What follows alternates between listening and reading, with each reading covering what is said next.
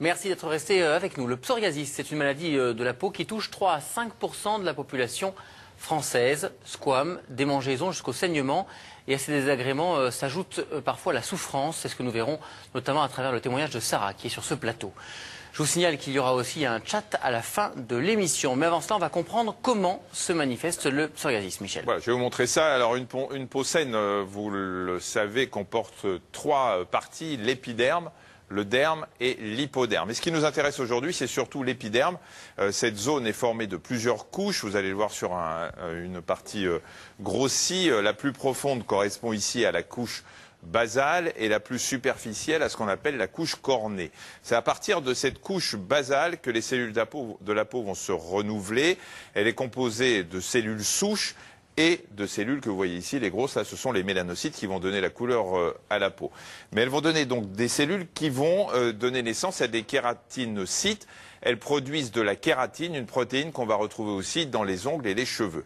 Au fur et à mesure de leur prolifération, les kératinocytes sont repoussés vers la surface. Vous voyez qu'elles vont perdre leur noyau et surtout, vous voyez qu'elles vont s'aplatir. Au bout d'un certain temps, ces cellules desquament et vont laisser la place aux nouvelles cellules. L'équilibre est alors maintenu. Et ce processus de renouvellement permet aussi à la peau de cicatriser quand on se blesse. Regardez sur cette animation, vous allez voir le processus de cicatrisation. Alors, à quelques différences près avec le psoriasis, le système de défense va déclencher une série de réactions pour éliminer les microbes et les débris cellulaires. Et puis, les nouvelles cellules sont produites à un rythme beaucoup plus rapide pour réparer la blessure. Et c'est cette rapidité, justement, qu'on retrouve dans le psoriasis. Oui, car en cas de psoriasis, l'épiderme va se renouveler, mais de façon excessive, sans respecter l'équilibre. On parle alors d'hyperkératose. On va voir ça sur cette coupe au microscope de la peau. Vous voyez ici là, ce qui va se situer entre les deux traits verts sur votre écran. C'est un épaississement de la couche cornée. Et on observe aussi une perturbation de la différenciation des cellules, la parakératose. Elles ne perdent pas leur noyau. Les petits ronds des... Ah, est-ce qu'on les voit? Non, on ne les voit pas. Oui, on les voit un petit, on les devine, tous les petits points noirs. Les petits points noirs, ce sont les noyaux des cellules de la cornée et ils ne devraient pas exister à ce stade-là. Le problème, c'est que les nouvelles cellules créées sont poussées vers la surface à un rythme beaucoup trop rapide qui ne permet pas d'éliminer les cellules mortes. Michel vous le disait, le rythme passe de 4 à 6 jours au lieu de 3 semaines. Du coup, les cellules s'accumulent à la surface de la peau et forment une couche de pellicules blanches appelée squame. Vous allez voir ça sur 2 photos. Voici des squames sur les genoux. En voici d'autres sur l'abdomen. Alors la peau présente également des rougeurs qui prouvent que l'afflux sanguin dans cette zone où les divisions cellulaires se sont accentuées est plus important. C'est aussi le signe d'inflammation localisée. En fait, la peau va réagir comme s'il y avait une blessure ou une infection, alors que ce n'est pas le cas. Une sorte de réaction auto-immune. Et le système de défense se retourne contre l'organisme et va réagir alors comme s'il devait combattre un intrus, mais en pire. Dans environ 8% des cas, le psoriasis apparaît comme une maladie grave. Il va s'étendre à tout le corps et peut aussi s'accompagner de complications rhumatismales. Je vais vous montrer sur cette radio, c'est ce qu'on appelle une spondyloarthropathie qui touche les articulations des extrémités et occasionnellement la colonne vertébrale.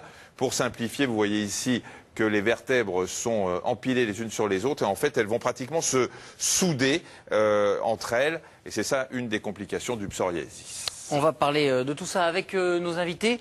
Le docteur Ziad Regaï, qui est dermatologue au CHU de Reims et qui fait partie du réseau national Ville-Hôpital sur cette maladie, le psoriasis. Bonjour monsieur. Bonjour. Et on accueille également Sarah, qui a 24 ans. Bonjour. Votre psoriasis, c'est une histoire ancienne. Oui. À partir de quel âge vous en avez souffert? J'ai eu la première tache dans le bas du dos à 12 mois. C'était quelque chose de familial? Ma maman n'était pas au courant. C'est quand on est rentré de chez le médecin que ma maman a demandé est-ce qu'il y a du psoriasis dans ta famille à mon papa. Et il a dit c'est mon frère qui en a. Donc c'est plutôt éloigné. Je veux dire, c'est pas un parent très proche. Oui, c'était pas quelque chose qui concernait votre famille directement dès le départ. Et là, après, à partir d'1 an, comment ça a évolué comment? On a fait 2-3 médecins avant de tomber sur celui qui nous a dit c'est du psoriasis. D'accord. Et vous avez été traité dès l'âge d'1 an, 2 ans? À 12 mois, donc c'était les crèmes à base de cortisone classique. Et c'est vers 4-5 ans où ça a été de pire en pire. Ouais. Et où vous en aviez où à 4-5 ans? Partout. Surtout le cuir chevelu. où j'ai dû notamment me couper les cheveux parce que c'était vraiment très étendu.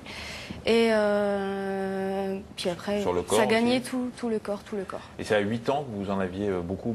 Oui.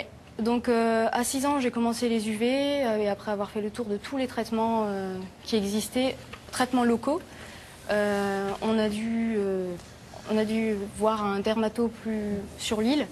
Et là, il nous a dit tout de suite, c'est l'hospitalisation, tout de suite, parce que j'avais vraiment tout le corps rempli de plaques. Alors on va continuer à voir comment vous êtes traité. Déjà une première question, à 12 mois, c'est pas exceptionnel d'avoir des psoriasis? C'est rare, l'atteinte dans l'enfance est rare, mais c'est pas exceptionnel. C'est quelque chose les pics de fréquence sont surtout vers l'âge de 20 ans, entre 20 et 30 ans, et un deuxième pic vers 50 ans.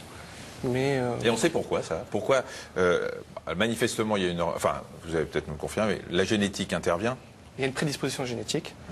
On sait que quand il y a quelqu'un qui a du psoriasis, on retrouve à peu près une fois sur 3 quelqu'un dans la famille proche qui a du psoriasis. Et quand un des deux parents a du psoriasis, une fois sur 10, il y a un risque de psoriasis chez l'enfant. Et qu'est-ce qui fait que ça se déclenche pas? On va peut-être mettre de côté le cas où ça se déclenche à 12 mois, que ça se déclenche pas avant 20 ans. Qu'est-ce qui se passe pendant les 20 ans? Le gène ne s'exprime pas, on n'est pas confronté aux facteurs qui vont permettre au gène de s'exprimer? C'est probablement ça. C'est-à-dire que quand on a du psoriasis, on produit trop d'inflammation, mais cette inflammation-là, on est prédisposé à la faire. Et il faut qu'il y ait certains autres facteurs qui interviennent pour que cette inflammation se révèle complètement. Alors ces autres facteurs, on va peut-être pouvoir répondre à la question. Sabrina, pourquoi est-on plus ou moins affecté selon les périodes, avec ou sans traitement? Alors c'est une maladie chronique pour laquelle on a une prédisposition à faire de l'inflammation et elle évolue par poussée. Donc ces poussées sont le plus souvent imprévisibles et elles peuvent être aggravées ou favorisées soit par des prises de certains médicaments, comme le lithium, comme l'interféron, comme les cyclines. Elles peuvent être aussi favorisées dans les périodes où on est un peu plus fatigué, un peu plus stressé, on est un peu moins bien. Parce que dans ces périodes-là, on produit un peu plus de tout, et notamment un peu plus d'inflammation. Et donc, on fait des poussées plus importantes de psoriasis. Et puis après, il y a le tabagisme, la consommation d'alcool. Ce sont des choses qui peuvent aggraver aussi des psoriasis qui préexistent. Sarah, vous avez réussi à identifier des périodes à laquelle vous étiez plus touchée par le psoriasis? Avec le recul, je me dis que c'était en pleine période où mon père et ma mère se sont séparés. Donc je pense que ça m'a beaucoup affectée. Et ma deuxième vraiment grosse crise, c'était juste après mon accouchement. Donc je suis des hormones, stress. Stress aussi pour la femme. Ouais. La période de la puberté? J'ai eu une adolescence parce que comme j'avais été sous soriatane pendant quelques années avant les 15 ans, mon dermato m'avait promis une adolescence sereine, ce que j'ai eu. Je n'ai absolument plus jamais rien eu jusqu'à l'accouchement. Parce que la puberté, c'est un tsunami hormonal dans le corps. En général, c'est des périodes d'accalmie chez les adolescents qui ont du psoriasis ou c'est des périodes d'aggravation? Ça peut correspondre à des périodes d'aggravation, dans ces périodes-là. Ça correspond aussi à des périodes où on restimule à peu près tout dans son organisme, plus que la moyenne. Et c'est des périodes effectivement qui sont assez propices normalement au poussée de psoriasis. Existe-t-il des traitements curatifs ou ont-ils seulement pour but de calmer la poussée, demande Gabriel? Alors, des traitements curatifs, ça voudrait dire on a un traitement, 15 jours, on ne fait plus jamais de psoriasis. Ça n'existe pas actuellement. Par contre, ce qu'on sait faire, c'est avoir des traitements de plus en plus fins qui font qu'on ne fait plus de poussée. Ou très très peu, qui ne gênent pas dans la vie quotidienne. Mais c'est un peu comme l'hypertension, comme le diabète, on a besoin de poursuivre ces traitements. Alors comme vous, Sarah Corinne, qui est âgée elle de 58 ans, a toujours vécu avec le psoriasis jusqu'à la découverte de la biothérapie. Nous l'avons rencontrée le temps d'une consultation avec son dermatologue. Un reportage d'Egert Lia et Alexandre Delaval. Donc là, il y a quelques petites lésions persistantes, effectivement, qui sont peu épaisses. Examen de contrôle pour Corinne, 58 ans. Tous les 6 mois, son dermatologue vérifie l'évolution de son Sans psoriasis. douleur articulaire associée. Non. Au niveau du cuir chevelu, il n'y a pas d'atteinte non plus. Non. Et au niveau des ongles, Bah écoutez, non. rien de particulier. Non. Sur sa peau, quelques petites lésions causées par le psoriasis. Mais Corinne se souvient avoir connu des crises bien plus importantes. C'était surtout les jambes. Oh là là là là. C'était affolant de voir les lésions. Mais elles étaient comme des petites pièces de, on va dire, 1 ou 2 centimes. Crème à base de cortisone en tout genre, puvathérapie, plusieurs tentatives, plusieurs échecs avant qu'un dermatologue ne lui propose une biothérapie il y a 18 mois. Il n'y a pas encore de traitement qui peut guérir définitivement de cette maladie chronique. Par contre, on a des nouveaux traitements qui sont beaucoup plus efficaces, avec des résistances qui sont exceptionnelles et en général des patients qui sont très satisfaits. Quand on connaît bien ces nouveaux traitements, ils sont faciles d'utilisation, il y a peu d'effets secondaires, il suffit de bien les connaître et de bien savoir les manipuler, mais ça se passe très bien. Après une formation avec une infirmière, Corinne gère aujourd'hui son traitement toute seule. Elle commence par désinfecter sa peau avant d'injecter le médicament contenu dans ce stylo. Ça y est, au début c'était une infirmière qui me faisait les injections parce que j'avais un peu peur de faire ça moi-même. Donc pendant un mois ou deux, elle me faisait ça.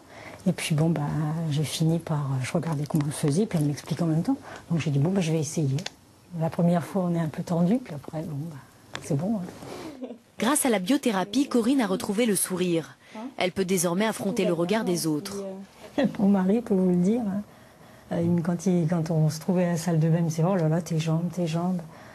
C'est difficile, hein. Il va falloir faire quelque chose. Je disais faire quelque chose, je veux bien, mais quoi? C'était difficile aussi pour vous, monsieur? Oui, c'est difficile. Oui, c'est difficile à vivre. Quand vous voyez le dégât qu'occasionne la maladie, oui, c'est angoissant. Et puis, quand il n'y a pas de haut niveau traitement, au départ, il n'y avait pas de réponse au traitement. Vous voyez que la maladie évoluait. Et on ne pouvait pas en venir à bout, donc c'est merveilleux d'avoir trouvé un service spécialisé dans le traitement du psoriasis et puis de voir aujourd'hui le résultat. Hein. À dans 6 mois? À dans 6 mois. Au revoir, docteur. Au revoir. Un résultat satisfaisant qui nécessite encore une prochaine injection dans 6 mois. Alors on sent que le stress intervient beaucoup, y compris chez les dents, qui peut faire lui aussi des... Ça se transmet pas le psoriasis, on va tout de suite Non, dire c'est aux gens. pas contagieux. Ni contagieux, ni cancéreux. C'est une des grandes angoisses, hein, Oui. parce que c'est des maladies de peau, ça a toujours fait peur à tout le monde. On se dit, oh là là, il faut pas que je les touche parce que ça va... Ça a toujours été une source de stigmatisme aussi. C'est-à-dire que le psoriasis, avant, ça s'appelait, au Moyen-Âge, c'était la lèpre vulgaire, en fait. Il y avait la lèpre qui détruisait, où les patients avaient des destructions articulaires. Et puis il y avait cette lèpre-là qui était finalement pas contagieuse, mais qui donnait ce même type de lésion. Donc ça a toujours été une source de stigmatisation. Vous avez connu ça, Sarah, cette peur des autres? Oui, encore maintenant, encore aujourd'hui. Puisque j'en ai toujours sur les coudes, le cuir chevelu, tout ça, et c'est toujours... Enfin, même des amis proches, ils savent ce que j'ai, mais sont encore surpris à me dire qu'est-ce que t'as Ça veut dire quoi? Ça veut dire que l'été, par exemple, on sait que les UV, on va y revenir, sont plutôt favorables. Hein, quand vous mettez au soleil, ça peut aider, mais vous avez du mal à vous mettre en maillot de bain? Ouais, j'ai du mal à me mettre en t-shirt tout court. Ouais. Même devant mes amis proches, ça me gêne encore. Vous couvrez toutes les parties qui ont des plaques. Pourquoi on en a plus sur les coudes, les genoux, les zones de flexion finalement? Ce qu'on appelle les zones bastions, ce sont des zones de frottement. Et en fait, quand il y a un frottement, il y a un appel d'air de l'inflammation. Et dès que ça frotte, en fait, on renouvelle de manière plus rapide encore la production de kératinocytes. Ça veut dire que si on est en t-shirt, ça frotte moins, bon, à moins de poser les coudes sur la table, mais les genoux par exemple, si on est en short, il y a moins de frottement contre les vêtements? Ça reste quand même des zones de tension parce que c'est une zone articulaire. Donc c'est une zone où il y a très peu de zones tampons. Il n'y a pas de tampons, il n'y a pas de graisse. Donc ça frotte directement. Donc sur toutes les articulations, on en a un petit peu plus. Juste pour revenir sur le reportage et la biothérapie, c'est un traitement maintenant qu'on peut proposer à tous les patients ou qui est réservé à certains patients? Ça peut pas être réservé à certains patients. C'est des médicaments qui sont réservés aux patients qui ont une psoriasis qu'on dit modérée à sévère, c'est-à-dire au moins 10% de la surface cutanée. Au moins, on a un score de psoriasis qui mesure l'épaisseur, l'infiltration, les squames. Et il faut un score d'au moins 10. Et puis un retentissement important sur la vie. Et il faut avoir eu un échec de 2 lignes de traitements généraux. C'est-à-dire soit les UV, soit le méthotrexate, soit la cyclosporine, 2 parmi les 3. Échec ou contre-indication. Et psoriasis modérée à sévère, c'est une indication de biothérapie. Et la biothérapie est réservée à ces patients-là parce qu'elle a aussi des effets secondaires importants? Alors je pense qu'elle est surtout réservée à ces patients-là parce que c'est des traitements qui sont extrêmement chers. Une biothérapie coûte en moyenne 1 000 € par mois, comparé aux autres traitements systémiques qui coûtent beaucoup moins cher. Le méthotrexate, ça coûte près de 30 à 40 € par mois. Est-ce que vous avez eu besoin d'un suivi psy? Pour ça, à cause du psoriasis, pas pour le reste, hein, ça ne me regarde pas. Non, j'ai jamais eu de besoin. Mais par contre, là, à ma dernière crise, ouais, je pense que j'en aurais eu besoin. Je me suis sentie un peu seule. Ouais. Parce que c'est une question, on dit si la plupart des traitements locaux sont remboursés, pourquoi le suivi psy, qui serait le meilleur traitement de mon psoriasis, nous dit Didette, ne l'est-il pas? C'est pas vous qui pouvez décider de rembourser le suivi psy. Non. Et puis, c'est vrai qu'avoir une écoute, c'est bien, mais le suivi psychiatrique n'est pas un traitement du psoriasis. Le psoriasis, c'est une maladie inflammatoire. Donc il faut contrôler l'inflammation. C'est un traitement des facteurs déclenchants quand même. Ça aide aussi à contrôler dans sa vie tous les jours, mais ça peut aider pour certaines personnes. La plupart des personnes souffrent justement de ce rapport-là. C'est le stress dans ta tête. Ça, c'est quelque chose qu'on entend souvent et qui perturbe beaucoup les patients. Alors Anthony, vous ne connaissez pas le dossier, mais il demande pourquoi sa grand-mère, qui a été traitée avec des séances d'UV, on ne lui en prescrit plus. Pourquoi? Cela marchait pourtant bien. Est-ce qu'il y a un quota de séances d'UV pour un psoriasis et puis à un moment ça s'arrête? Alors, il y a des doses cumulées. Chaque personne elle a dans sa vie un capital solaire, qui est la dose maximum d'UV qu'elle peut avoir pendant toute sa vie, qui est plus ou moins important selon qu'on soit brun ou rousse aux yeux verts. Et on sait qu'on ne doit pas dépasser plus de 200 à 250 séances d'UV dans toute une vie, parce que sinon on augmente le risque de faire des cancers de la peau. Donc c'est probablement pour ça qu'on a arrêté. Donc on a une dose cumulative et on se limite généralement aux alentours de 200. Ça, vous avez essayé donc toutes sortes de choses, on a parlé de la cortisone, etc., des UV, mais vous avez aussi essayé des bains de goudron. Ouais. De quoi s'agit-il? À l'époque, quand j'avais 4-5 ans, c'est ce que les médecins prescrivaient, des bains de goudron et à base d'huile de cade, qui est aujourd'hui interdit, puisque c'est cancérigène. Et ça laisse juste un très mauvais souvenir, et dans mon cas, c'était pas du tout efficace. De l'odeur? L'odeur, et puis c'est vrai que l'huile de cade, ça a été utilisé pendant des décennies par les gens qui avaient un pso, hein, et c'est cancérigène à ce point-là. C'est cancérigène. L'application des goudrons sur la peau, c'est cancérigène. Donc on ne l'utilise plus. Puis maintenant, il existe des choses quand même beaucoup plus pratiques, beaucoup plus agréables à appliquer et beaucoup plus faciles à gérer, sans les odeurs. Ouais. Qu'est-ce que l'arthrite psoriasique? Comment évolue-t-elle? Comment être certain du diagnostic, nous demande Monique. On va voir ça avec un reportage, parce que dans 5 à 7% des cas de psoriasis, les articulations peuvent être touchées. C'est ce qu'on appelle le rhumatisme psoriasique. Le psoriasis s'attaque à la fois à la peau, les articulations, le cartilage et le liquide articulaire. C'est ce que nous allons voir dans ce reportage d'Alexandre Delaval et Gertlia. Donc alors là, vous en avez ici? Oui, ici. Vous en avez là? Et puis ici. Oui. Jérôme a 36 ans. Depuis son plus jeune âge, il souffre d'un psoriasis. Il y a 10 ans, aux problèmes de peau se sont ajoutées des douleurs articulaires. Très rapidement, les médecins font le lien entre deux pathologies et le diagnostic est posé. Il s'agit d'un rhumatisme psoriasique. Le poignet et les deux doigts. Ouais. Donc le poignet gonfle. J'ai pas l'impression qu'il gonfle. Il gonfle pas. À l'intérieur. Il est un peu limité. Par moment, il est limité. Ouais. Oui, là, il fait mal. Oui. Ouais. Il est limité. Un poignet limité, des douleurs à la mobilité, deux symptômes du rhumatisme psoriasique. Dans cette pathologie, l'inflammation s'en prend à la fois à la peau, aux articulations et au liquide articulaire, le liquide synovial. Les hanches, pas de souci. Non.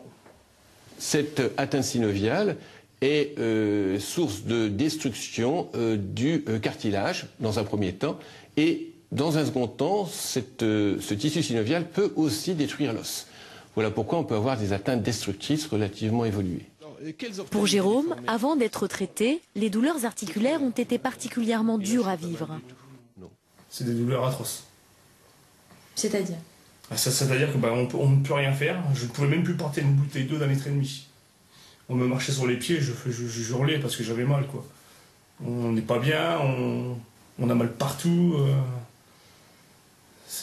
On n'est plus rien, quoi. Au total, 3 traitements par biothérapie auront été nécessaires avant de trouver le plus adapté au cas de Jérôme. Le traitement actuellement est satisfaisant, bien qu'il ne soit pas parfait, mais c'est souvent le cas. C'est-à-dire qu'on explique au malade et ce monsieur comprend bien qu'il est difficile d'arriver à un point où on a une disparition complète des manifestations douloureuses. Avant, j'avais du pso rempli comme ça ici, les cuisses et les jambes. Donc il y a encore un peu de séquelles, mais ils vont finir par disparaître. Niveau rhumatisme, je suis très content parce que je n'ai plus de douleur du tout. C'est ce qui me gênait le plus. Malgré que le pso, c'est pas très beau à voir. Parce qu'on peut pas aller à la piscine, on peut rien faire, on peut pas se mettre en short. Le fait d'avoir pris les traitements il y a 5 ans, tout a disparu. Je suis suivi aussi par un dermatologue qui lui ne me dit pas de m'inquiéter parce que ça va partir. Depuis 3 ans, Jérôme bénéficie d'une biothérapie sous perfusion. Toutes les 7 semaines, il a rendez-vous pour une injection. Grâce à ce traitement, le jeune homme a même repris une activité sportive, jusqu'alors impossible. Alors, encore quelques questions avant de se quitter. Je souffre de psoriasis sur le cuir chevelu. J'ai peur qu'il ne s'étende sur d'autres zones. Est-ce possible? Demande Eva. L'évolution de psoriasis, elle reste imprévisible. L'atteinte du cuir chevelu fait partie justement des zones bastion, c'est-à-dire que quand on fait du psoriasis, on en fait quasi obligatoirement dans ces zones-là, c'est-à-dire cuir chevelu, coude et genoux. C'est pas une zone de frottement pourtant le cuir chevelu? C'est des zones qu'on peigne, c'est des zones qu'on stimule régulièrement, on coupe les cheveux poussent, donc c'est des zones qui travaillent. D'accord. À un moment, vos parents avaient pensé à vous envoyer en cure thermale. Oui. Ils voulaient vous envoyer où? Il y a une cure thermale spécialisée dans le psoriasis, il y a La Roche-Posay, il y a à Saint-Gervais, il y a... Enfin, oui, c'est des villes thermales spécialisées dans les problèmes de peau. Ouais. Alors, est-ce que c'est efficace, ces cures thermales? D'abord, ça déstresse. Ça déstresse, voilà. C'est-à-dire les cures thermales, quelqu'un qui part en cure thermale en pensant que ça résout définitivement son problème de psoriasis, il va forcément être déçu. Ça peut être une aide. Pour passer un cap, pendant 3 semaines, on s'occupe de sa peau, on se coupe de son milieu, on côtoie d'autres patients. Ça permet de relativiser, puis surtout de retrouver des petits trucs de tous les jours, des petites attitudes adaptées de tous les jours. Mais ce n'est pas un traitement de fond. Et ça, c'est le dermato ou le généraliste qui demande la prise en charge? Le généraliste, souvent le patient veut avoir une cure thermale. En fait, il contacte la cure thermale, il remplit un dossier. Et puis son dermatologue finit de valider, en fait, remplit la demande en temps préalable. Sarah, votre dernière grosse crise remonte à quand?